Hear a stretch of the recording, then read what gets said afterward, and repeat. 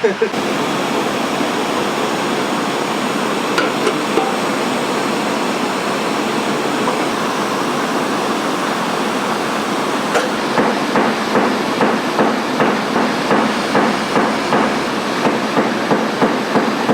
now I got the meat of the damage out.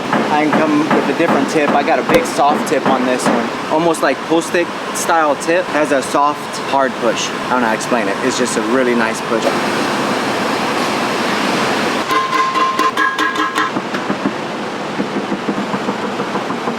Almost done over here. Just small little textures.